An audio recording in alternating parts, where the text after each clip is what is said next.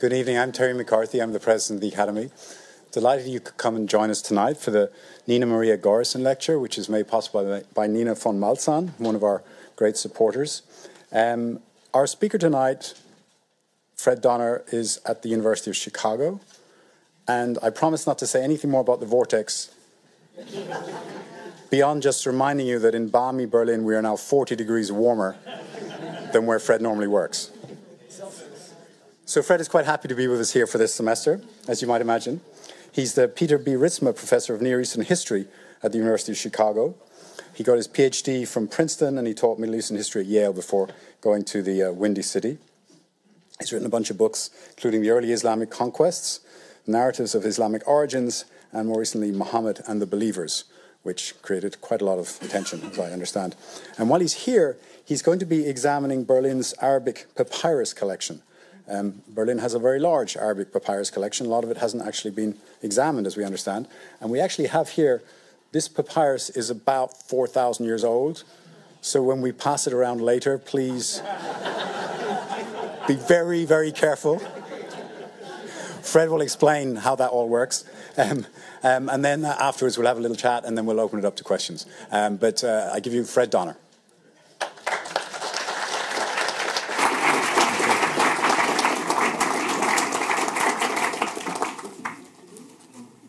Thank you, Terry, very much for your kind words. I think you misspoke, though. I think it's 4,000 minutes old. But we'll hand it around later. And before I go further, before I really start, I'd like to thank Terry and the American Academy in Berlin for allowing me to be here this semester. It's really an honor and a pleasure to be here. A wonderful place. You know, I met earlier today with one of the many wonderful staff members of the Academy, Jessica von Rede, about some routine paperwork that we all have to take care of with her.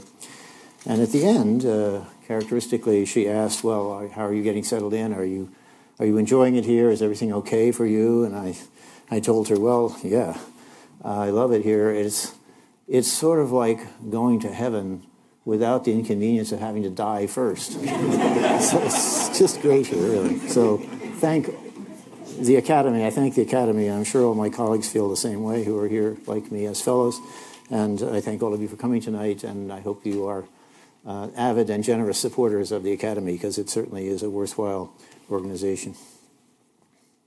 So my topic tonight is Islam's origins, myth, and material evidence. As most of you surely know, there has long been a standard or traditional view of how Islam began. In reference to this standard view, the great French historian Ernest Renan said in the 19th century that Islam was, quote, born in the full light of history, end quote. It's not really a quote because it would have been in French, but it's close. But since that time, it has become ever clearer that what I call the traditional Islamic origins narrative, which almost everyone accepted with considerable confidence, is far less secure than we once thought. First, however, I think I need to sketch very quickly the outlines of this traditional view of how Islam began for those of you who are not familiar with it. And I know there are many people in the audience, many of you are my colleagues from the Freie Universität or elsewhere, and are very familiar with it. So set your snooze alarm for about 8 or 9 minutes, and I'll get through this. So at the center of this traditional narrative is the person of Muhammad, who is recognized by Muslim tradition as the prophet who brought God's revelation to his followers. The traditional death date for Muhammad is given as 632 Common Era, so first third of the 7th century. So he was seen, or is seen, as the founder of a new religion, which we call Islam. And he was born and raised at first in the city of Mecca. Here's a photograph of Mecca, not from the time of the Prophet, I'm sorry to say, but around 1900 maybe, or late 19th, early 20th century. Now, the town of Mecca, small even in the late 19th century, of course very small in the 7th century, maybe a few thousand people. But but nonetheless, it was a town that had a pagan or polytheistic population, that is, people worshiped many different gods. And it had an important shrine as a center, in the center of the town, which you can see here, the famous Kaaba, or basically it means a cube in Arabic, a black stone construction. It was a courtyard around it, but that's the Kaaba there. And this was the center of various pagan rites, which the Quraysh tribe, the tribe of Mecca, supervised and profited from by taking care of all the pilgrims who came to the town. So Mecca had this important cultic life, or so we are told, and it was also a town that was supported by commercial life because it was the center of a caravan trade in which the Meccan merchants organized caravans that went south to the Yemen and north to Syria and northeast to Iraq and so on, carrying various goods, some of them reputedly luxury goods, great distances, and this was part of the economic basis of the city. So, what am I doing here? Wrong button. Okay, here's another picture, I think a little bit more recent, but closer up so you get to see the Kaaba shrine in the middle and various other buildings around it. Well, at about age 40, Muhammad was raised in this town in the pagan environment, but he was and he seems to have been a promising young man, but at about age 40, he was on a kind of retreat. He used to go off to get away from it all and sit quietly in the outskirts of the city and reflect on life or whatever. And at one point, he began to receive what he took to be revelations from God. That is, he felt like he was overcome with this sense of a presence, and he was seeing and especially hearing things kind of in a trance-like state, we are told. And when he came out of it, he had a passage of text that was kind of burned into his memory, and he could recite it. And so he proceeded to go back, at first with great trepidation, and tell his family and friends about these experiences. Some of them then became followers in his new religious ideas that were part of this. So this is, in Muslim tradition, this is the revelation of God's word to the prophet. This is, and he had these episodes periodically during his life when he would get a new download of more material. And this material then was memorized by him, but it was also memorized by his followers. He would recite it to them, and they would gradually learn it. Some of them wrote it down in pieces of stuff that was written. And after he died, then all these recitations were collected by a kind of editorial committee, and all the written pieces were gathered together, and they produced a sort of complete single text, which is the text of the Quran, the sacred scripture of Muslims. So for Muslims, the Quran is literally God's word as revealed to the Prophet Muhammad. And in case you didn't realize it, of course, the Quran is in Arabic, so God speaks Arabic. So, you know, if you have any sense and want to be well cared for in the afterlife, you should definitely take Arabic. Well, what were the fundamental ideas he was preaching? We can deduce most of these from the Quran text itself. The central one, of course, is the idea of monotheism, a very strict understanding of monotheism, that there is only one God, the creator God, who creates the world, creates us, creates everything in the universe. And that because this God is all-powerful and all-creating, we owe him our gratitude in forms of prayer and so on. Obviously, the tradition, the package of religious ideas also includes the notion of prophecy. Since Muhammad was a prophet, the idea that God singles out specific individuals to receive his guidance for mankind. And it includes the idea of a revealed book which contains some kind of guidance or law for the community of believers. Also quite prevalent in certain parts of the Quran is warnings about the impending last judgment. That is the idea that the end of time is going to come maybe sometime soon, and that we better be ready for it. And that what will happen at the end of time is that we will all be hauled before the divine judge, including all the dead who will be raised from the dead. All the souls will be awakened. Everyone will come forth before God, and we will all be judged individually, depending on how we behaved in this life. that we have or had, and then will we be either rewarded by being sent to heaven or punished by being sent to hell. And this, of course, then means that there's a strong emphasis also on piety or God-fearingness, the idea that if you're going to be saved in this life, you really need to behave yourself, right? You shouldn't do things that God finds hateful in social discourse and so on.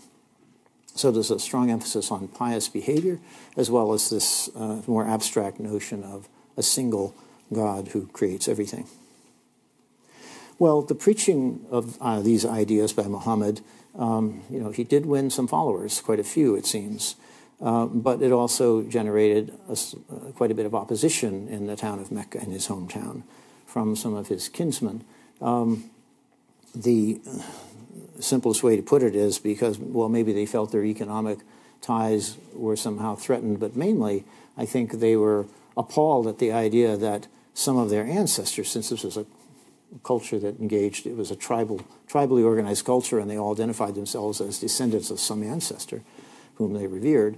The idea that these ancestors were pagans and therefore were going to be going to hell was not welcome news to them. So they didn't really like this set of preachings. And so there was increasing opposition to Muhammad and his followers who were trying to do their prayers and other devotions from time to time, and they would be ridiculed or abused in various ways by their townsmen. So finally, it was necessary for them to go somewhere else.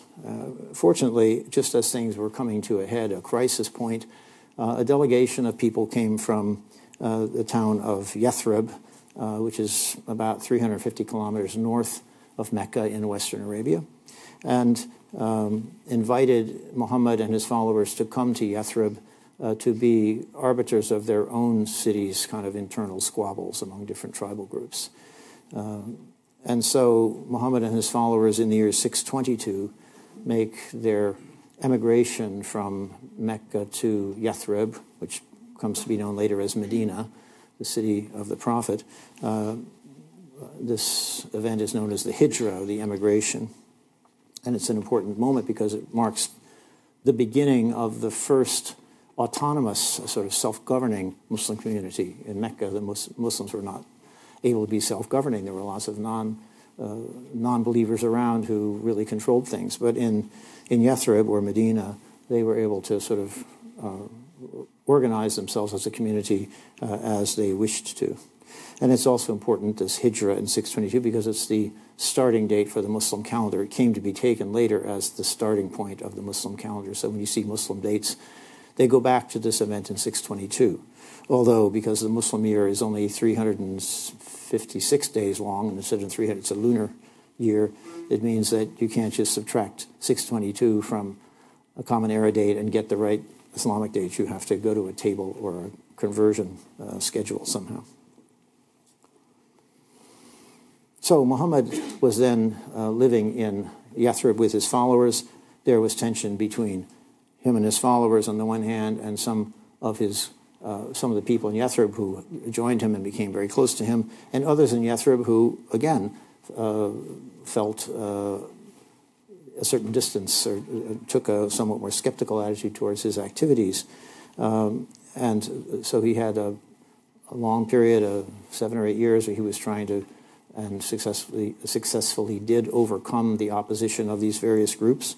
Among them, the most famous or infamous episodes have to do with several large Jewish clans in the city of Yathrib. It had clans of people who were Jews, but also people who were not Jews. They were presumably pagans of some kind. They all converted to Islam, apparently accepted the idea of monotheism.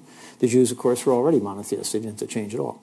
But there developed, it seems, according to the traditional narrative, intense or tensions between Muhammad and his followers on the one hand and some of these Jewish clans, which resulted in some rather ugly episodes in which the Jews were driven out of the community, or in one case the community was, the Jewish clan was basically, all the men were executed and the women and children taken in as slaves.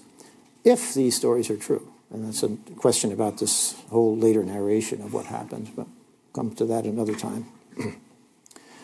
In any case, as he was consolidating his position in Yathrib or Medina, He and his followers were also beginning to proselytize outside of the city of Yathrib and win following from among different tribal groups and small villages, mostly pastoral nomadic tribal groups in the vicinity. Ultimately, it was possible to confront the city of Mecca, where he had come from. The Meccans had attacked Yathrib a couple of times, actually. Finally, after several years, the prophet was able to go back and take over Mecca in a more or less peaceable way. He just came in and occupied it, and the Meccans agreed that they would accept his new faith and admit him to the city. And so he and his followers came in, and they did pilgrimage at the site of the Kaaba, and they were now part of this growing state in Western Arabia with Medina at its center. The prophet stayed in Medina. He went back to Medina. He didn't stay in his hometown. And so this begins a process of expansion of the Islamic State that was astonishingly rapid, starting after his death in 632. After his death, instead of the state falling apart, his followers organized themselves and began to press out to take ever larger areas, a process usually called something like the Islamic conquest or the Arab conquest. I don't like either term very much, but that's the term that's usually used for it. And in the process of this, we can see from the map, there's a very rapid expansion. This dark green is the area that was controlled more or less by the time of the prophet's death.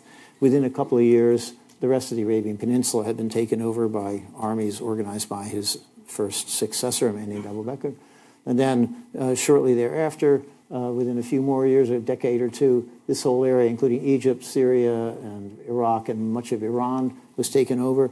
And they kept pushing to the horizons, so that by, say, 740, they controlled all the way from Spain all the way to the Indus River Valley here. So it was a very rapid expansion.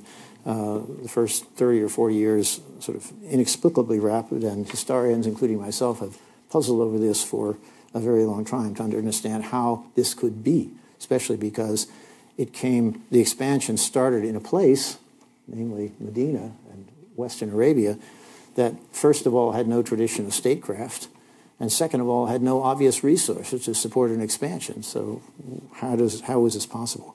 And in the process, they overthrew one of the two great powers of the day, the Sasanian Empire, which had been situated on the Iranian plateau and in Iraq, in this area. They completely overthrew that, and they took away about half of the later Roman or Byzantine Empire, which was centered in Constantinople, but had controlled Syria and Egypt and large areas around the Mediterranean. They managed to take these territories away from these two empires somehow, without obvious means of doing so.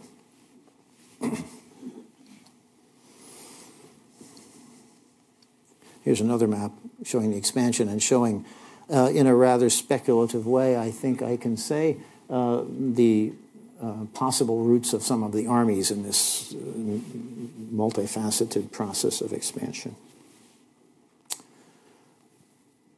Okay, so that's basically the outline of the traditional origins narrative. I already mentioned some of the problems that seem to inhere in it, but not all of them by any means.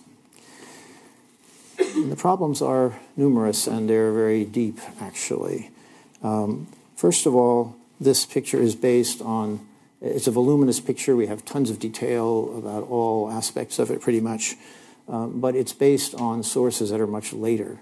The sources are mostly literary sources, chronicles, biographical dictionaries, and the like, that come from the later Muslim community, and most of them were not written until 2 or 3 centuries after the events that they're supposed to be describing the life of the prophet. They're not from the 7th century. They are from the later 8th century or the 9th century, the 10th century, and even later in some cases. Yes, some of these later sources rely on earlier reports that were apparently transmitted orally, or maybe they were written down in notebooks that have been lost, and so the reports are subsumed into these later compilations. But there's very little, we have to be very skeptical about the idea that any of these things really goes back to original documents from the time of the prophet or of the early conquests. So there's that sort of problem in principle with the evidence that it is later. Another problem is that when we look at the different Muslim narratives about what happened in the origins period, we find a lot of contradictions in the sources between one report and another report. And, well, how do you sort out these contradictions? For a century or more, lots of people tried to sort of attack these accounts and harmonize them, work out a way to sort of see if they could all be seen as valid, but it was kind of a misunderstanding or misinterpretation of some small thing. But more and more that seemed to be not possible. There just seemed to be sort of irreconcilable differences between some of those sources. Another problem was that the narration, however you took it, from these Muslim sources of later date seemed to conflict with the narrations that we have from non-Muslim sources, mainly Christian sources, that were written somewhat earlier, that were written in the later 7th century and the early 8th century, so before the Muslim sources were written down. We have from the Christian community some descriptions of these new people coming and what was happening. And while in some ways they track with the Muslim sources, not too badly, in other ways they seem to be quite at variance with what the Muslim sources say. And finally, this traditional narrative is based on almost no actual documentation. That is, no texts or documents or real artifacts that came from the time itself and from the people themselves who were making this history. And, you know, historians like to work with documents. That's the most secure basis for us to reconstruct the past. But there were very few documents actually available from this period, as it turns out. And the ones that were available basically weren't used, and I think they weren't used by Western scholars for a long time, mainly because Western scholars already had a nice prepackaged story, the traditional origins narrative story coming out of these narrative sources. And so working with the actual documents, which are miserable scraps of papyrus and coins and so on, so all these little bits of information, it's very hard to get a general picture. It's very hard to put it together. It's much easier to just read these narrations of what actually happened, right? And so I think that was one of the reasons why, at least for 100 years or so, people really didn't pay that much attention to the documentary evidence. Well, now that people seem to be more aware, since about the 1970s, scholars are more aware that we can't just go on using the traditional origins narrative as the basis for our own understanding. We have to come to a somehow more scientific, historically scientific view of what was going on. There's been a kind of paradigm shift, I think. But Western scholars attempted to figure out ways that we could get a better picture. One, of course, was to look at the traditional sources like these and to try to make minor modifications to harmonize things, but as I said, that wasn't really a process that worked very well. Here's a few of the things that have come out in recent years. I could put my own book in there, but my recent one, but I didn't. On the other hand, there were some scholars who said this traditional picture is so completely wrong that we need to just throw it out completely and start over using only documents and a few things. And in fact, this I think is going too far. One scholar, John Wansbrough, he was an American, but he taught at the University of London for most of his life, even opined that, you know, we'll never be able to know what actually happened at the beginnings of Islam, and historians should just stop trying. And, well, for me as a historian, this is not a very satisfying way to look at things. I think we need to do more. This approach is a little bit too radical. The fact is that there are some documents that confirm bits of information we find in the traditional narrative sources. And so we can't just throw out the traditional narratives entirely, even though we have to be very circumspect in using them. And this rather complicated-looking chart, I hope it's not too complicated, because you have a timeline at the bottom of dates. And so Muhammad dies somewhere here around 632. The Umayyad dynasty comes to rule in 660 and rules to 750, and the Abbasid dynasty overthrows them in 750 and rules until 1258, actually. And the Quran, as far as we can tell, crystallizes. Muslim tradition would say it crystallizes already by hearsay, but I think recent work in Quran manuscripts suggests that maybe it's still undergoing some evolution up until about 700. We don't really know yet. This is work that's going on as we speak still today. Then you have documentary sources produced first by the people in this believers movement itself. So I put D's here to give an idea. So we have a few in the 7th century and then more and more and more. Now this might be a coin or a scrap of papyrus. It may not tell us a whole lot, but it tells us something. The Christian sources, often literary sources that are a little bit more expansive, some of those are earlier. So we can get information from them and try to piece this together.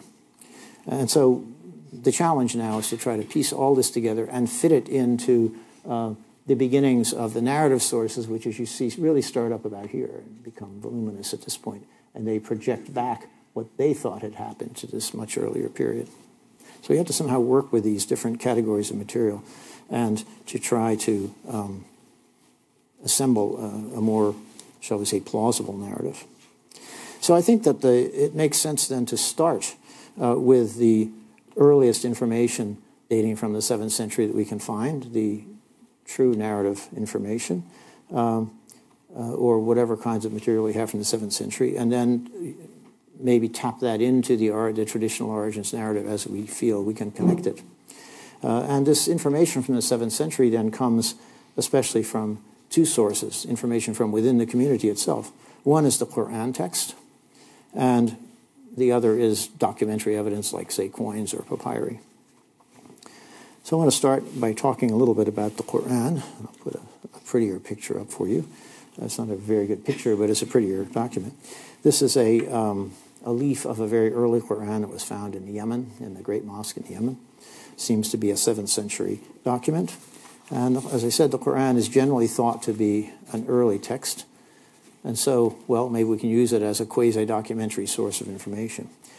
We can, I suppose, but the problems with it are several. One in particular is that the Quran text doesn't say much about the events of Muhammad's day when it was supposedly revealed. It's God's word, after all, not Muhammad's word.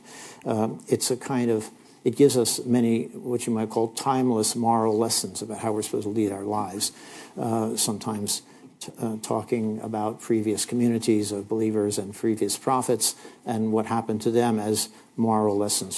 So we should wise up and know how we should behave on the basis of these lessons.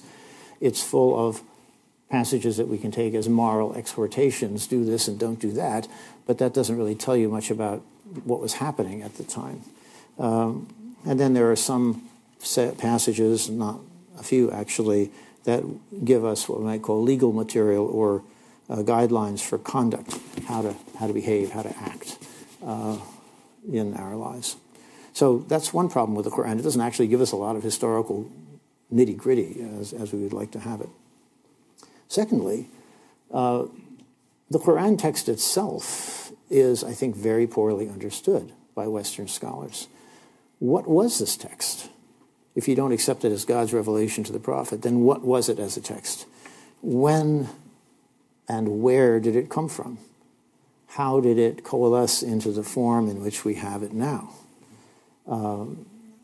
Islamic tradition, of course, knows that this is God's revelation as revealed to the prophet and set down in a set form, fixed form, at a very early date, already by the 650s in the eyes of Muslim tradition. But to historians who look at this material with, I think, an open mind, we have to admit that the historical context of the Quran is anything but clear, and the amount of time it took for it to congeal into a text is not clear, although I think by 700 or so, we can certainly say that the text was pretty much set. But before that, I think there's still a lot of question about what was going on with this text, and only more research will hopefully clarify that question. There are even theories of a much later origin for the Quran. This same scholar I mentioned before, John Wansbrough, thought that the text maybe didn't coalesce until the 9th century. I think that's going much too far, and the evidence of the actual Quran manuscript suggests that it's earlier than that. He also proposed that the text didn't crystallize or coalesce in Arabia, in Medina, or anywhere else, but somewhere outside of Arabia, perhaps southern Iraq, where there were lots of Christian and Jewish communities that seem to be referred to in the Quran text. Well, as I said, I think the evidence shows that the Quran text is mostly early, although I think there are perhaps some later interpolations into it from the late 7th century.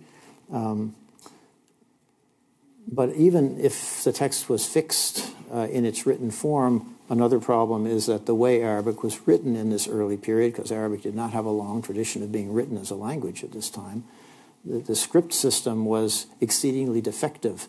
There were many letters that several different sounds used the same letter form. There are no diacritical marks that are later given to be able, so you can distinguish between these different letters that are given in the same form. The vowels were not written. Even the long vowels, most of them were not written. So you could look at a set of letters and read it in a whole bunch of different ways sometimes, and which brings a different meaning. So even if the writing was stable, the meaning may not have been so stable. So that these are all questions about the text of the Quran as it seems first to have been around in the 7th century. But I think we can say that the text is early enough that it gives us at least, there are certain things in it that are unmistakable, the idea of monotheism and a bunch of other religious ideas. And I think that we can say that at least it's sufficient to give us a good idea of what the guiding principles, religious principles and moral principles of this new community were. They're the ones I suggested to you at the beginning: monotheism, worry about the last judgment, living righteously, and so on. But when we look at the text of the Quran, we can notice immediately certain things that do not line up with the traditional Muslim view. One is that we notice that the words Islam and Muslim are seldom used in the Quran text, actually. The word Islam occurs only 8 times. The word Muslim occurs about 60 times. And they mean something different than what they came to mean later on, after 700 or so. Muslim in the Quran means someone who submits himself to God's will. The verb aslama means you submit yourself to God's will. That is, you recognize that there's only one God and that He is sovereign over all of us, and we have to, you devote yourself to God in some way. Muslim then means that you're submitted to God, but it doesn't mean you're a follower of a particular religion with the name of Islam. And similarly, the word Islam means the act of submitting to God's will. It isn't a name for a religion yet, it doesn't seem to be. And the way it's used in various sentences makes that quite clear. We can see an example of this in Quran Surah 3, or chapter 3, verse 67, where it says, Abraham was neither a Jew nor a Christian, but rather he was, what it says, Hanifan Musliman, which means something like a monotheist who submitted himself to God's will. So Abraham was, in that sense, a Muslim. He wasn't in the later sense with a capital M, a Muslim, obviously. So Muslim is seldom used in the Quran. Islam even less frequently. Instead, we see that the main term of address in the Quran, the people to whom it's being addressed, and the main term of identity for these people was a related word, which means believers. That was mu'min is believer, or mu'minun is believers, which is used about 1,000 times in the Quran. It's overwhelmingly more frequent. And so this is why I prefer, in the 7th century, really not to talk about Muslims and Islam, but to talk about the believers' movement, because that seems to be what these people, how they thought of themselves and what they called themselves. And it's also very interesting when we look into the Quran text that there are some passages in the Quran that make it clear that Christians and Jews, who after all are monotheists, or think of themselves as monotheists, those who are adequately pious, were considered among the believers. So we have this creation of this new community that could have included some Christians and Jews. Quran 2:62, for example, goes, those who believe, and Jews and Christians and Sabians, those who believe in God and the last day and who act righteously, shall receive their reward with their Lord, and they shall neither fear nor feel distress. So they're being promised felicity in the afterlife, because they are believers in the one God and in the last day and so on, and are living righteously. That's also very important. So in short, this early community that Muhammad founded seems not to have been limited to what we today call Muslims, but was apparently a kind of maybe a monotheistic revival movement focused on the ideas of God's oneness, the need for piety among his followers, and fear of the Last Judgment, which, again, the prophet may have expected to happen at any time. There are a few passages that suggest the imminence of it. Now, the notion that some Jews and Christians may have been part of the believers' movement, we see implied in the Quran, obviously opens many new possibilities for interpretation. For one thing, it forces us to question the appropriateness of the very notion of conversion for the first several generations of this movement, that is, in the 7th century, since conversion implies movement from one clearly defined set of religious doctrines to another, or from one clearly defined religious community to another. But in the early believers movement, as far as we can tell, we seem to have a community in which religious doctrines, beyond the idea of strict monotheism, were still kind of being felt out or worked out, still forming up. And there is evidence of a lot of fluidity between the Arabian believers and others, especially Christians, with whom they came into contact in the lands that they took over in Syria, Iraq, Egypt, and so on. We can't say as much for Jews and Zoroastrians, who are also numerous in the Near East, because we just don't have any evidence for them, unfortunately. We have much more for the Christian communities. They wrote more, or more of it has survived. But you remember I said before that the Quran is notoriously difficult to interpret and to understand, given that our knowledge of what it was and how it arose is so uncertain. So how can we be sure that, in fact, these people did really think of themselves as believers and that their movement included Jews and Christians? Are we maybe deluding ourselves, being misled by willful interpretation or misinterpretation of a couple of passages in the Quran? Well, to answer this question, I think we need to turn here to the documentary evidence from the 7th century. And there are various bits of documentary evidence that come in handy here, and they're quite interesting. So for the idea that this was somehow a movement that was motivated by a religious impulse above all, some of the earliest documents, including coins, seem to confirm this. This picture shows when the new community expanded into the Near East, into Sasanian and Byzantine territory, it took over a lot of things, including the mints of these governments that had been there before. It took over the mints and the mint workers and the dies for the coins. And so after a few years, they started minting their own coins using the same mints and the same dies. And so what you see here is a coin which is exactly like a Sasanian silver dram. And you can see on the obverse the head of the great king here, with distinctive hairdo. And on the reverse, you actually have a fire temple with two attendants on either side, not a very Muslim imagery at all. And it's got Middle Persian writing around here of various kinds in Pahlavi, or Middle Persian, which was sort of the official language of Zoroastrianism and presumably of the Sasanian dynasty as well.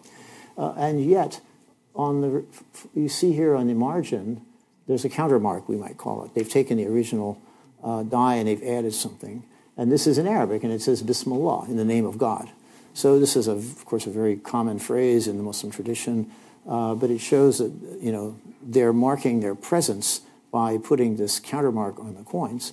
And it's an explicitly religious slogan. Now, you can say, well, they were all these people in this expansion movement. There were a lot of people who just jumped on the bandwagon because it was exciting. They could go conquer new lands. They could get plunder and booty and slaves and whatever they wanted. They really weren't interested in monotheism or anything else. That may be, but nonetheless, somehow the leadership of the movement expressed itself in this distinctively religious terminology, which I think helps to kind of reaffirm some of the ideas we find in the narrative tradition. That the movement was led by people, well, did they think of themselves as believers? Well, we find some inscriptions from the 7th century that seem to confirm that they thought of themselves this way, because we find some inscriptions that talk about the leader of the movement as the Amir al-Mu'mineen, the commander of the believers. So if he's the commander of this community, and it's the commander of the believers, presumably believers is what the community thought of itself as being. This is quite a famous inscription. Actually, it was first published, I think, in the 1950s by George Miles. It's found in Ta'if, sort of above Mecca, in the hills above Mecca. And it's an inscription commemorating the construction of a dam by the Amir al-Mu'mineen, or commander of the believers, Muawiyah, who ruled from 640 to 660, I think. And, oops, I think I just did the wrong thing. Oh, good, it came back. Somewhere you can see in here Muawiyah, Amir al-Mu'mineen, commander of the believers. And then it goes on and talks more about the construction of the dam and who built it and so on. So that seems to kind of confirm the character of the movement as a believers' movement, that they thought of themselves as believers in the 7th century. Or we also find some papyri from the 7th century. Here's a scrap. You're going to see it several times today from the collections in Vienna. And one of the things we find on some of these papyri is when they give a date. You know, the dating system of Muslims today, if you see a date, it's the date of the Hijrah. It goes back to the Hijrah, the Prophet's migration from Mecca to Medina. But we don't find the word Hijrah in these inscriptions or in early datings. Not until about 300 of the Muslim era do we find it. What we find, though, in the 7th century are some documents that are dated in something called Qada al-Mu'mineen, the jurisdiction of the believers, which again emphasizes the idea that they're believers. And if you're an Arabist, you can see down here in the lower line here, the qaf is missing, but here's Da al-Mu'mineen. This is ila something, right? So we find a number of these documents with this dating form in the Qada al-Mu'mineen, referring to the jurisdiction of the believers, which means, well, their government was seen as the rule of the believers. Other evidence beyond the Quran for the idea that the movement was open, or shall we say non-confessional, included Jews and Christians as well as Quranic believers. There's a document, or what can we call it, a transcript of a document, which is found in the later narrative sources, but which every scholar who looks at this says this must be an actual transcript of something very, very old. It's usually called the Constitution of Medina, or the Ummah document, or the Sahifa, has various names. But one of the things it mentions is it lists a number of Jewish clans in Medina, Yathrib, who are part of this pact making up this, how this community is to be constructed. And it includes Jewish clans as part of the Ummah, as part of the community. It explicitly says that. So this seems quite clear that there were Jews who were considered in some way as part of this community. And from many 7th century literary texts in Syriac, so these are the Christian texts that are earlier than the Muslim literary sources, and they tell us sometimes about the beginnings of Islam. We know that many Christians served in the Umayyad court. They served in the Umayyad army. They served in the bureaucracy, sometimes even as what we would call the prime minister. John of Damascus is a famous one, served the Umayyad caliphs or emirs al-Mu'mineen in Damascus. But we have many, many references to this. Also in the Muslim sources we find, especially in poetry, we find references to Christians being part of what we usually think of as the Muslim armies in the 7th century. Even one passage, a very interesting one, where the Christian writer says these people came and they sent campaigns every year to the far horizons, and they conquered and they took lots of captives and brought back lots of booty. And among them there were many Christians, both from our sect and from the heretics, another Christian sect. So it seems like there was some kind of cooperation here between this new believers movement and many people in the Christian communities as well. Or another one, there was a bishop, an Armenian bishop in the 7th century named Sebeos. Someone using his name, scholars call this text Pseudo-Sebeos. Someone wrote a chronicle and attributed it to Sebeos in the 7th century. And it gives us one of the very first descriptions of the career of the prophet in a very truncated, very brief, but it does talk about the prophet and how he was a teacher and taught them, his followers, the laws and so on. One of the things it says a little farther on, after the prophet has died, it talks about how they conquered Jerusalem. And it says they appointed as the first governor of Jerusalem a Jew. Now, this factoid, this bit of information, is not confirmed in any of the Muslim sources or in any Christian source, other Christian source. One can ask, was this bishop, Christian communities in the 7th century were very strongly anti-Jewish. They engaged in a lot of anti-Jewish polemic. Maybe he didn't like these people, these new people, and he just wanted to discredit them, so he said they appointed a Jew as a way of just smearing them. But maybe they did appoint a Jew as the governor of Damascus, of Jerusalem. We don't know. We have no confirmation of this fact, but it's very suggestive in the light of all these other bits of evidence about some kind of symbiosis or cohabitation of the people we usually call Muslims, or believers from Arabia, and the Christian and maybe other communities of the Near East. So how long did this sort of open construction of the community last? The change to Islam as we know it occurs, I think, around the years 690, 700, or it starts at least then, under the Umayyad dynasty. It's basically a kind of shift in focus. The believers now are defined as those not just who believe in one God in the last day, but as those who believe in one God in the last day and who follow the Quran as their scripture and who accept Muhammad as the prophet who brought the scripture. And actually, to this day, that's still the simplest way to define a Muslim. As you know, Muslims fight each other all the time, as most people in most religions do, Shiis against Sunnis and so on. But one thing they all accept, or the two things they all accept, is that the Quran is their scripture and Muhammad is their prophet. About everything else they may differ, but on that they agree. And that seems to have been the focus of this new construction of what the community of believers was.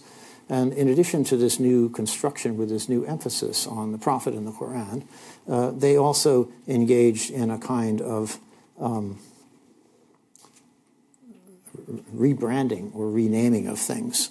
They started to fish out of the Quran various words and to change the meaning from what it had been in the Quran somewhat into something else and to use it in this new way. So they found this word Islam, submission to God's will, and they made it into Islam, into the name of a reified religion. And there are many other examples of this. So what they're basically doing is, you might say, Islamicizing Islam or Quranicizing Islam. They're connecting it to the Quran. They took a number of institutions and practices that had developed in the 7th century, found words in the Quran that could be applied to them, and then applied those words to them, and that became the new terminology. The easiest example to follow is the name of the head of state, the Amir al-Mu'mineen. That's a nice term. Everybody knows what it means. It's obvious, and it's grammatically and in every other way, but it's not found in the Quran. And so they found a word in the Quran, Khalifa, which means it's applied to a couple of prophets who were sent to sort of supervise their communities with God's guidance, and that was applied to the ruler of the community. So now we call them caliphs. That comes from the Arabic Khalifa. So instead of Amir al-Mu'mineen, they start calling the ruler the Khalifa, using a Quranic term instead of a term that didn't have the Quranic pedigree, you might say. So as I say, this is part of a broader relabeling or rebranding process that's going on, it seems, starting in the 8th century and afterwards. So what am I doing in Berlin? I'm going to study papyri, and we'll let Terry hand around these 4,000-minute-old sheets of papyrus for you, so you can have some papyrus. Yeah. What I want to do here are two things, actually. Some years ago, I found a bunch of... Oh, let me talk about this picture first. I forgot to go into it. So this is a photograph of the inside of the Dome of the Rock. I'm sure you all know the building. It's the Golden Dome building in Jerusalem that was built by the Amir al-Mu'mineen, or Caliph Abdul Malik, around 692, just as this change is beginning to happen. And inside it, it has these beautiful mosaics all around the inside of the octagon. And included in the mosaics is a long passage of writing. And this writing is generally considered to be, it's quotes from the Quran, various quotes from the Quran. Many of them are passages that are very critical of the concept of the Trinity, the Christian concept of the Trinity. So it's really drawing a line between the people we now call Muslims and Christians who believed in the Trinity. It also talks about Islam, and it talks about Muhammad, the prophet of God, and so on. So it sort of emphasizes all of these things that I've just talked about, how Islam is the name of the new faith, Muhammad is the apostle, and so on, and this is part of the Quran. So what am I doing in Berlin? I want to do, basically I have a double project. One part of the project is to edit fragments of papyrus from the 7th century that I found some years ago in Vienna, and trying to edit these up, however small and miserable the fragments may be. I want to edit them up and publish them so that scholars don't have to do the same thing and try and find them all again and then try and read them again. They can just look and see what they say and use this in their historical reconstructions, because I think that given the general dearth of documentary evidence for the 7th century, it behooves us as historians to get every bit we can into circulation. And so that's what I'm trying to do in that part of the project, to try and use this as a way of getting behind, if you will, the Islamic traditional origins narrative. And the second thing I want to do is to, in Berlin in particular, is to look here for more evidence of this kind of change in the community in the 7th century, especially searching in the collections of Arabic papyri at the Neues Museum, the Papyrussammlung in the center of the city. This collection seems to have lots of Arabic papyri, but the collection was difficult for most scholars to access from 1939 until very recently. During the war, the papyrus collection, like much else in the museums, was packed off in salt mines somewhere for protection, so they wouldn't be destroyed. After the war, Berlin was divided. The museums were on the eastern side. It was not easy for scholars to work on this material.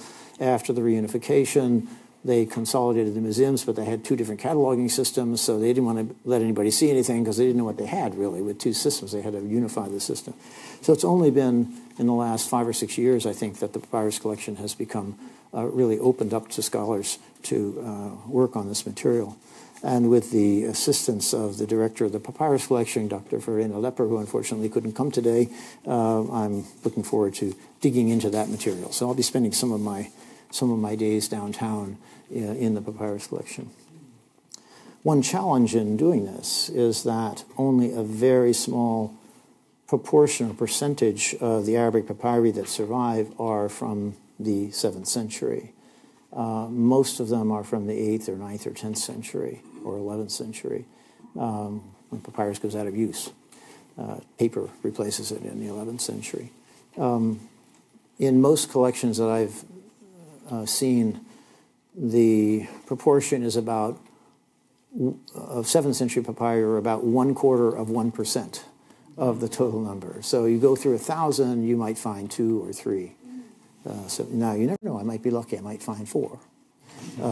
And it might be something larger than this. You know, what we hope is we'll find something quite large. Well, how do you tell that it's a 7th century papyrus?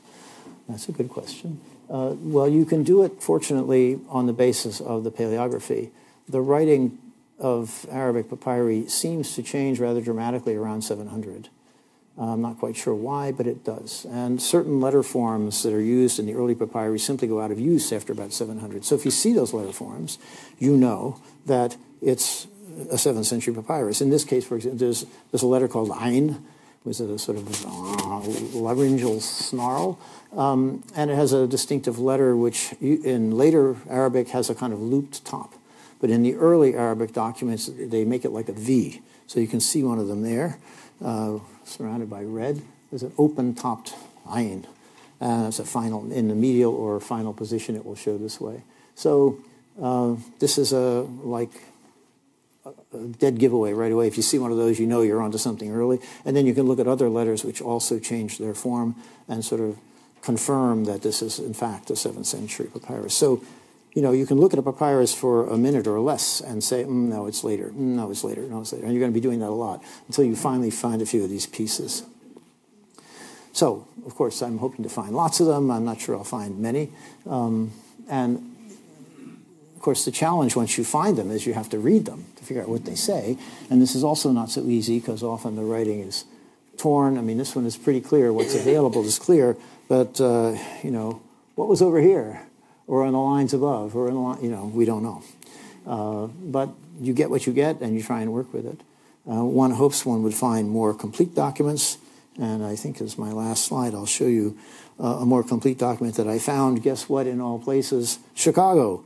It was in the small collection we have in Chicago of Arabic papyri. And I apologize, it's a very dark picture. As you can see, it's not without its problems to read, because after the initial stuff which tells you who it's from and a lot of polite phrases about I hope you're well and we worship God, blah, blah, blah. And then it says, now then, it's about to get into business, and then you get this big hole, right, where it's telling you what it's about.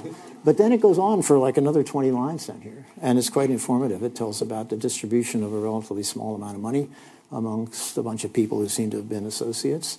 It's exceedingly interesting. It seems to me to be maybe the earliest Arabic letter we have, and yet the format of it, the epistolography of it, is exactly like much later Arabic letters. So it looks like the writing of Arabic letters was something that was already well practiced even in the 7th century, which suggests that actually Arabic was being written before the rise of Islam, but we just don't happen to have any examples of it. And this may be the earliest one.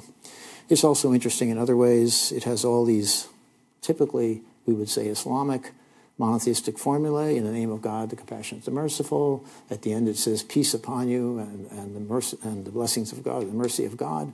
Assalamu alaikum wa rahmatullah. But nowhere does it mention the Prophet. Nowhere does it mention the Quran. Nowhere does it cite the Quran. Nor does it have any Christian or Jewish formulae. It's monotheistic, but it doesn't seem to be confessional. Does that tell us something? Well, it might fit into the idea of the believers movement. It doesn't prove it, but it certainly doesn't disprove it. Anyway, I'm hoping I'll find, a couple dozen of these, but we'll see. So, thank you very much.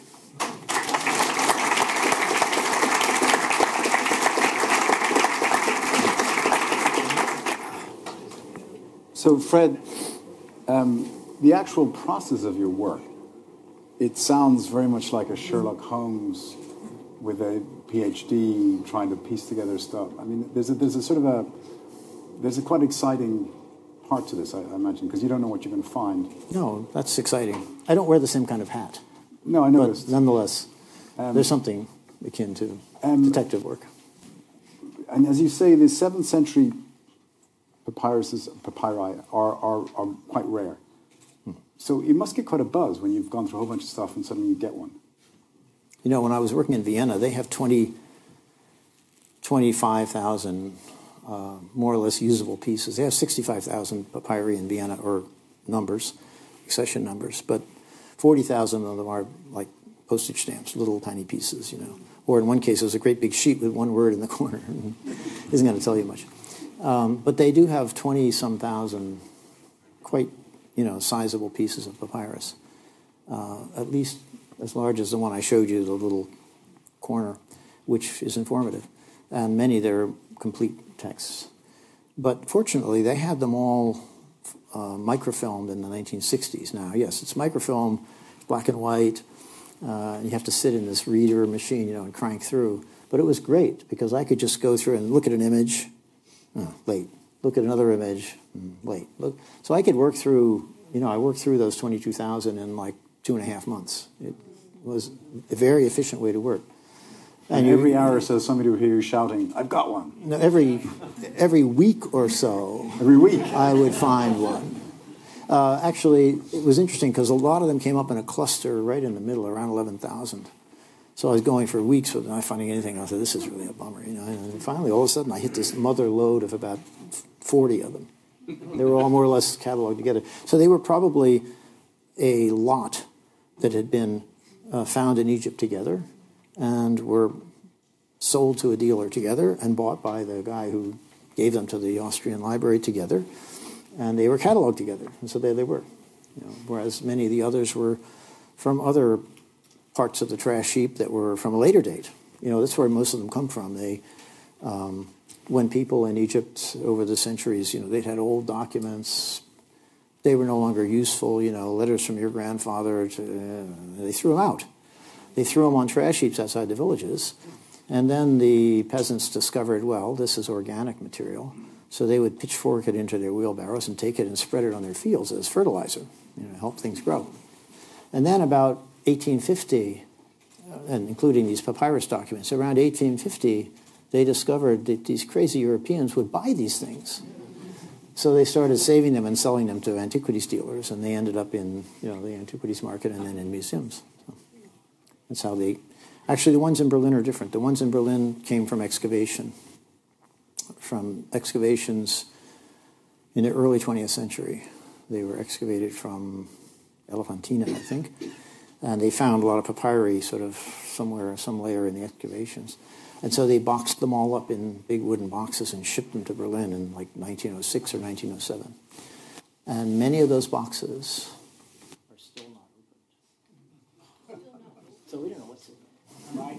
And so if any of you knows of a funder who could fund the papyrus collection rather handsomely to process all this material, it has to be opened, carefully opened, and these sheets have to be conserved, so put under glass and so on. They need a big grant to do that. It would be great. Now we're into Indiana Jones territory. Yeah, it's amazing.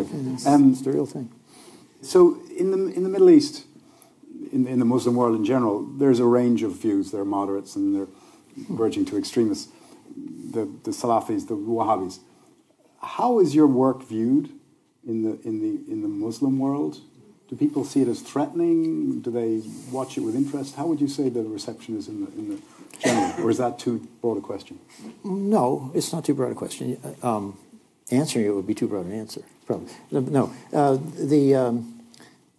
the reaction is obviously mixed.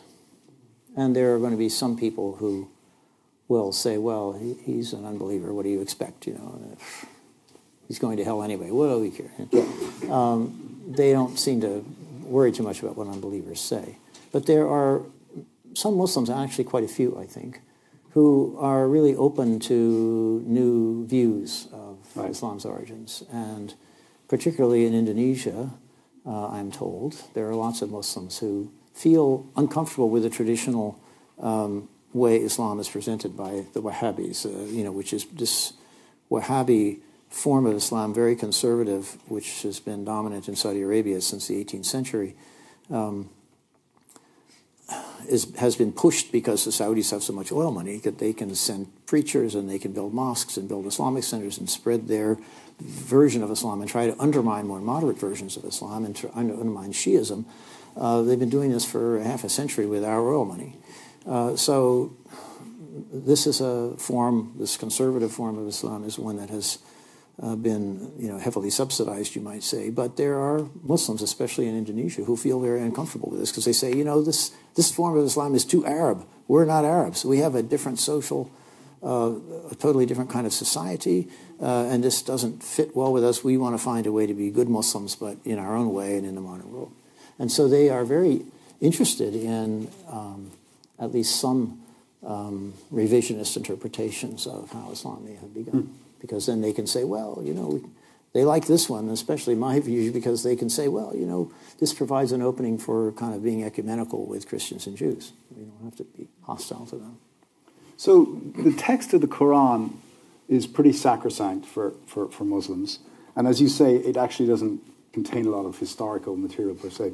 But what has been very controversial, even within Muslim the world of Muslim scholars, have been the hadith. The sayings, the supposed sayings of the prophets, of the prophet. Good that you add supposed, yes. And there are all these categories of how reliable a saying, how many people have supposedly written it down, what's it.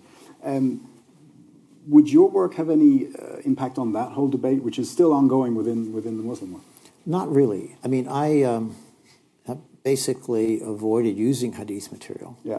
My feeling is, there are undoubtedly some hadiths that are authentic, something the Prophet actually did say in this collection of material. But there's so much other stuff in there that we know he couldn't have said.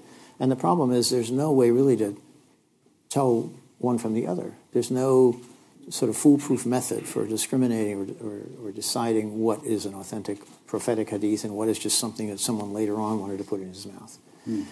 And so as a historian, I feel like I can't really use any of this. So I haven't used it in my own work really for support as evidence for anything. I just don't think we can. I don't know whether there's going to be a way ever found to do that. The Muslims tried very hard. Muslim scholars already in the 9th century were keenly aware that there were lots of forged hadiths. There were people making up things that they said the Prophet had said, to sort of bolster their own particular political point of view or social opinion or whatever it might have been, theological position. But Muslim scholars were aware of that, and so they developed a method to try and screen this material out, the false material, and they did it on the basis of the chain of authorities that transmits it. I think what you're referring to.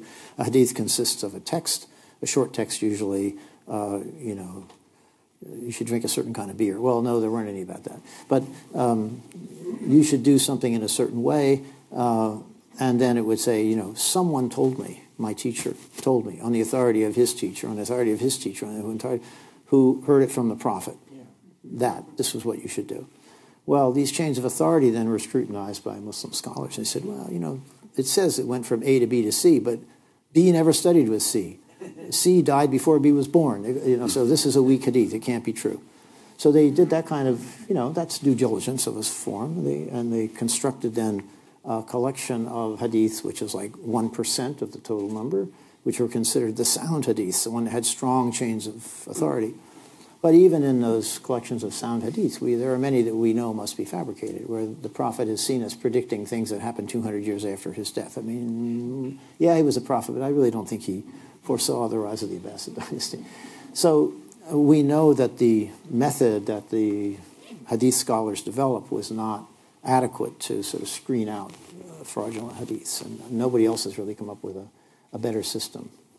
Modern scholars keep trying, and they work with something of the same method. I mean, they do look at the isnad, the chain of authorities, but they also look at the body of text, and they try to coordinate them. And one thing we can do by looking at the isnads is try to decide when this hadith went into circulation. We can see, if you have many different transmissions of it, you can see how the chains of authority kind of converge on someone. And that person is probably the person who put it into circulation. Even though he said he got it from 3 generations earlier, if you don't have any other transmissions, probably he put it into circulation. So he either made it up or his teacher made it up and he spread it. So I have one more question and I'll open up to the floor because there are a lot smarter people out there than me. It struck me when you put up one of your slides, you had, I think, 6 or 8 books of scholars looking at the historicity of the founding narrative of Islam. And of course, a lot of the scholarship on the historicity of the Christian religion was done here in Germany, 18th, 19th century. How would you compare those types of scholarship, if you could, if that's not too outlandish a question? They're very similar. They're looking at, in the case of the Christian tradition, you're looking at, first of all, the Hebrew Bible and the New Testament Gospels and analyzing those narratives. And the thing is that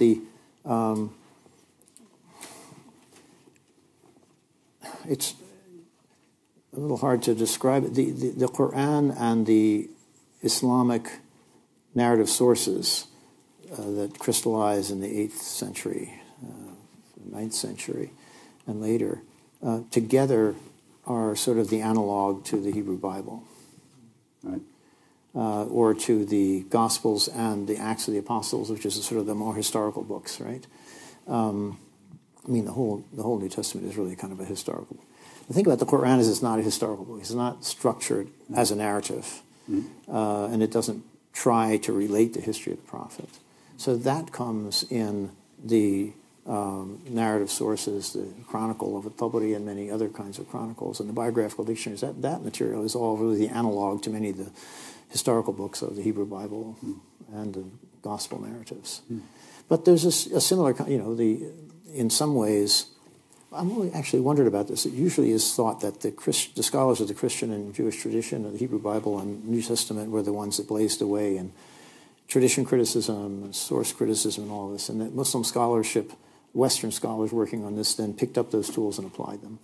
But actually, one of the first scholars in the Islamic tradition to work on the Islamic tradition in the West was a great Hungarian Jewish scholar, Ignaz Goldziher, who wrote some of his early works in the 1880s. Now, one of the first books of higher criticism in the West is Hermann Gunkel, I think, and he's like the 1890s. So maybe he got it from Goldziher rather than the other way around. You know, it's really interesting what the pedigree is. But there were so many more scholars working on the Christian tradition that there was a much more rapid development of the scholarship, the critical scholarship on the Christian and Jewish texts than there was on the Muslim texts. There just were infinitely more people working on it. So you had a much more debate and dialogue and so on. And so it developed more quickly and more precisely. Muslim materials were not worked on except by a few people, so the progress was very slow until about the 1970s when kind of the roof was blown off by a couple of revolutionary sort of epic-making books that really got everybody doing this now. So it's become a kind of a growth industry since then. But we were late to catch up. You know. So we have a microphone. Johan has a microphone. If you'd like to ask a question, put up your hand. Please ask a question. No lectures. There's a gentleman back there, I think. Ivo Reginkan, not a historian, but perhaps if you allow an interdisciplinary question. Given the lack of evidence, I'm, as a lawyer, inclined to rather think of the 3 question marks. And starting with the 3 question marks, I would always address the issue of interdisciplinary approach. Is there any collaboration, let's say, with volcanists around the globe that could potentially derive some information, some at least not as evidence, but at least as a theory that perhaps climatic change might have forced by a sentient population to defect from their religion, opening the gates of Damascus to the new movement of independence or whatsoever, or is this simply myth? Thank you. I'm somewhat hard of hearing. It doesn't affect me when I speak, but when you talk, I have a hard time hearing it. So I have a hard time understanding the question. Could you want to repeat it? Maybe more briefly and louder, so I can get any interdisciplinary approach on the lack of evidence that perhaps volcanists around the globe could link mega volcanic explosions in Nicaragua at the time, leading to potential climate change in the region, leading potentially or connecting potential mistrust of the population of the Byzantine Empire, of the Sassanid Empire with their own empire, perhaps leading to dismembration that eventually led to this independence movement that took up a new religion as a merely influential impetus of saying, okay, we follow the new religion in order to become independent from the former religion that used to be inclined to. Volcanoes cause it all. Well, yeah, we do have lots of volcanic, what can you call them, remains throughout the Near East, in Arabia, in the Hijaz, where Islam is thought to have begun, and in Jordan and places like that. Basalt desert and so on. But these volcanoes, I think, are from like 20,000 BC. They're much before the rise of Islam. And I don't know of any evidence of volcanic eruptions in this part of the world in the first millennium of the Common Era. I don't think in the Byzantine or Muslim. So we don't find any evidence of that I know of. Yes? I mentioned Nicaragua. There's one in Nicaragua that may have... Oh, Nicaragua, maybe, yes. But not in the Arabian area. Now... Let's get another question.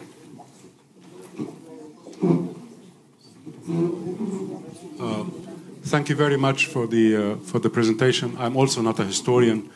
If I understood you correctly, you're saying that this community of believers did not really make a distinction between Jews and Christians and Muslims, especially in the beginning, which is fine. But my question is, were there any practical material implications for this? So, for example, the whole issue of jizya. I don't know what that means in English, the special taxes that Christians had to pay. Right. So there must have been some kind of a demarcation between a Muslim and the Christian and the Jew. Otherwise, there would be no justification for paying this tax. So how would you explain this in the context of your argument? Well, first of all, I don't think that if there was this kind of broad acceptance of others' believers, let's call them Arabian believers or something, because we don't know what to call them otherwise. We don't call them Muslims, what are we going to call them? And Christians and Jews. They didn't accept all Christians and Jews. They only accepted those who were righteous, or appropriately righteous. You know, it's quite clear in the Quran, those who believe and who are pious and do good work are the ones who are part of the believers' movement. As for the word jizya, which is often taken to be the name for the head tax, in Islamic law of the 9th century and later, it becomes the term for the head tax applied to non-Muslim communities, Christians and Jews and Zoroastrians who are under Muslim rule. But in the early years, as we know from the papyri, jizya seems to mean other things. It seems to mean like tribute. So, or tax in a more general way. It's not clear. So it doesn't seem to have this later meaning of specifically a tax on non-Muslims, as we would say, using the later terminology with Muslims separate from Jews and Christians. That's why it's really hard to talk about it without, we have to escape these categories. And it's very hard to sort of cleanse our mind of these categories, which we have had hammered into us forever, you know. But it's, you know, the term jizya also is one that, where the meaning is fluid somehow in the early period. We find, for example, in the classical Islamic law of the later period, we find the jizya is the term for the poll tax, the head tax on non-Muslims, Christians and Jews in particular. And another word, kharaj, is the term for the land tax.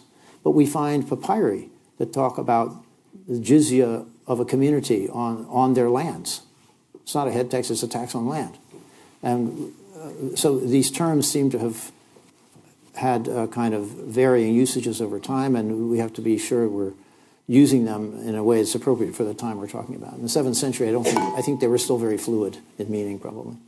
Also, both those terms are found in the Talmud, which is the Jewish scriptures compiled in the 6th century for the most part in Mesopotamia. Usually there's also a Jerusalem Talmud, but and in Aramaic, it uses the term kharaj and gazit as terms for taxes. So the Arabic in the Quran using jizya, and in later Islamic law using kharaj, seems to be kind of continuing these notions of taxation that come from before the Islamic period.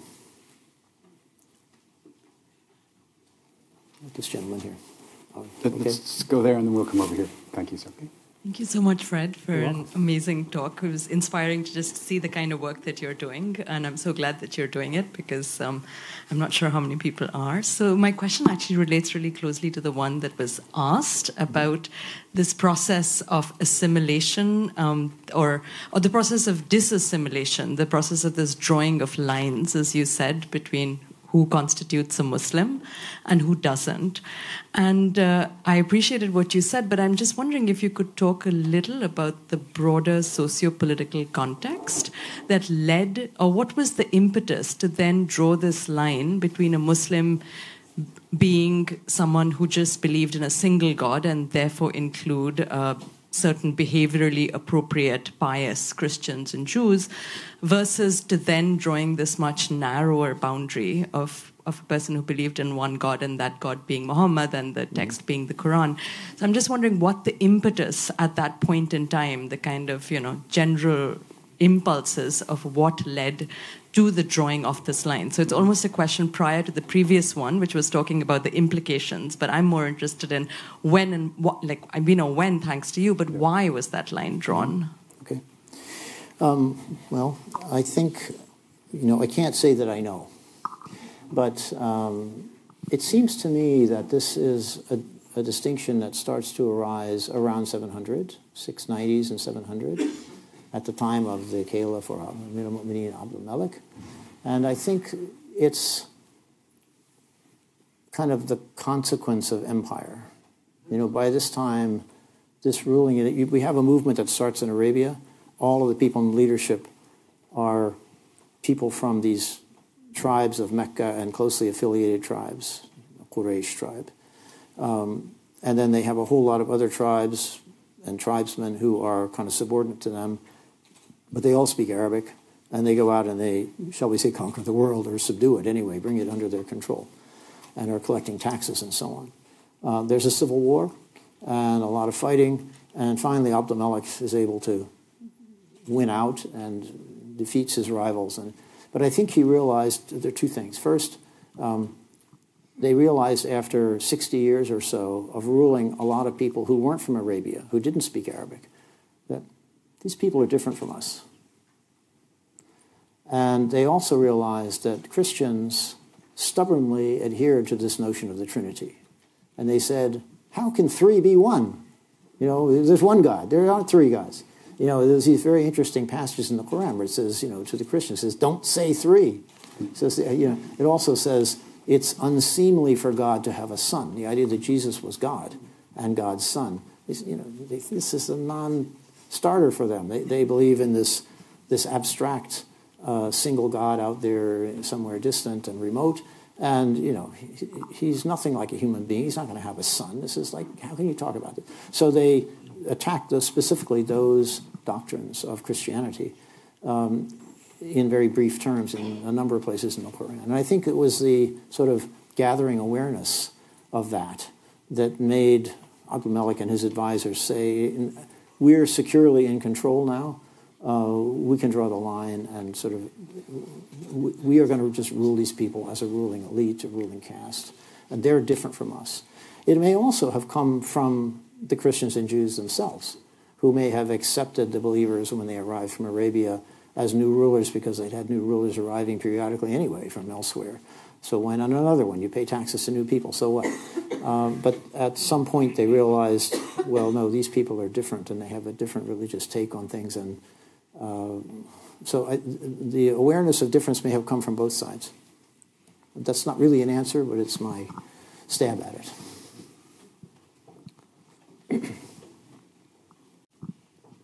Thank you very much. My name is Jürgen Reitmeier, and I want to thank you for a most fascinating lecture and talk. I would like to bring you, if you permit, into the present day and ask you about the opportunities that you have during your time here as a scholar in Germany. You're a historian and I might say a scholar of Islamic studies, if that may be correct. You could say that. Well, I want to work out a distinction there. In that, with Islamic studies, you would probably have, or in the field of history that you represent, you have some or numerous peers in Germany with which you quite naturally interact. But you may also be aware, I'm sure you are aware, that the German state governments who are in charge of education in their individual states are building up and funding a body of scholars of Islamic religion, theologians of Islam, whose intent and purpose would be to teach students of Islamic religion to become imams or themselves teachers. Have you interacted with this probably much smaller group of people? Have you found them to be receptive to your ideas? Are they especially valuable interlocutors and fruitful in your discussions? I would perhaps ask you to draw this distinction between Islamic studies and Islamic theology as academic subjects. Mm-hmm. Thank you. You're welcome. Thank you. That's a very interesting question. I haven't had a lot of contact with the what you might call the seminarian training cadres. Although 10 years ago, 11 now, I came to a lecture here in Berlin that was given by the former Grand Mufti of Yugoslavia, Mustafa Ceric, who, as it turns out, was formerly a student of ours at Chicago, so I knew him quite well. And when I learned about this lecture, I notified somebody who was in New York, and they said, "Oh, you must come to the lecture then." So I came. And he stood up to give his talk, which was a very nice talk, a very sort of ecumenical, open-minded talk. He's a wonderful man. And he graciously recognized me. He said he was so honored to give a lecture in front of his former professor, and I had to stand up, and everybody. So after the lecture was over, a woman came to me, introduced herself, who said she worked for the German Interior Ministry on the German government's relationship with Muslims. The interesting thing was that her name, she was a Muslim herself. Her father was German, her mother had been Turkish, and her name was Leila Donner. With another name, her husband's name after, but it was like, wow. Somebody with my name was a Muslim. But no, I haven't had a lot of contact with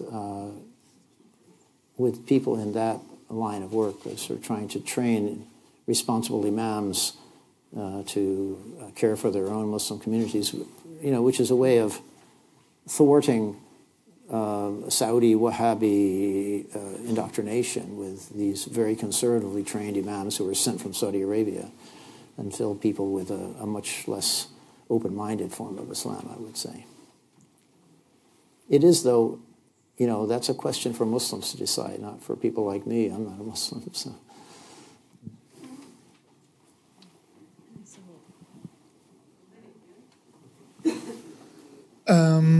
I would like to thank for your really thought-provoking talk first. What I just wanted to ask you, it's like to wrap it up, actually, it seems like the initial reaction to Islam or the initial scripture was rather like an expansion of the already existing monotheistic religions somehow, and then the institutionalization process of the religion basically created an erasure of the history and recreated a new understanding of Islam and Muslim tradition.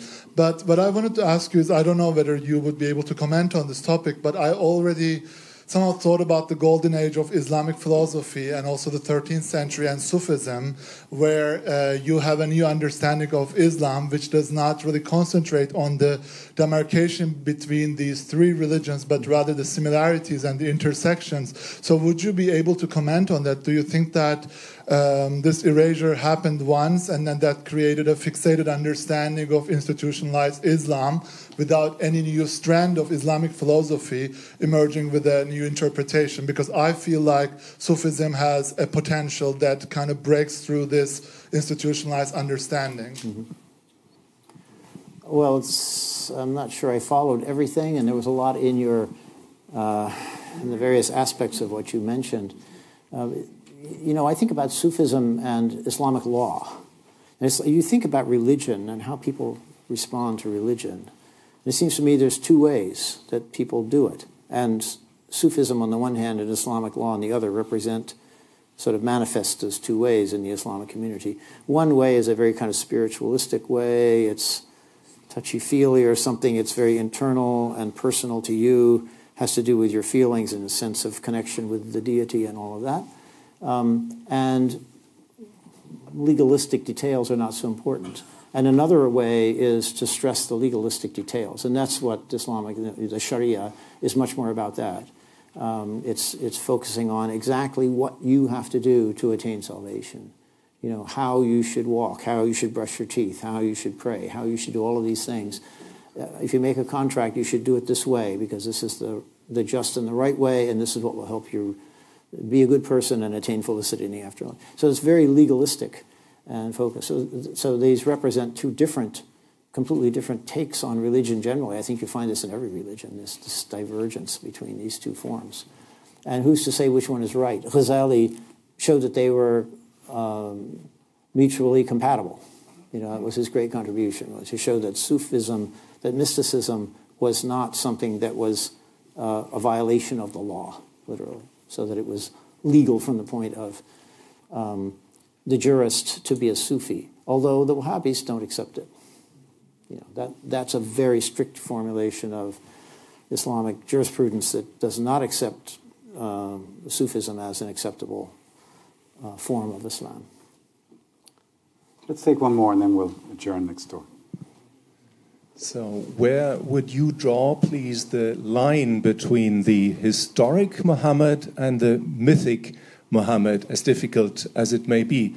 Evidently, there's a mythological aspect, Muhammad traveling through the skies and into the sky, and there's a historic aspect clearly, but some people go as far as to say the religion of Islam, you mentioned it, didn't arise in the area of Mecca and Medina, rather in the area of Jerusalem. Right. So where would you draw the line? Or South Arabia. And South Arabia. And again, how would you portray the political interests that led to the way the figure of Muhammad was construed over the decades, if not to say over the centuries? You know, there are people who argue that Muhammad never existed, like there used to be people who argued that Jesus never existed, because, you know, we don't have actual documentary evidence for it. We only have the evidence from within the religious tradition.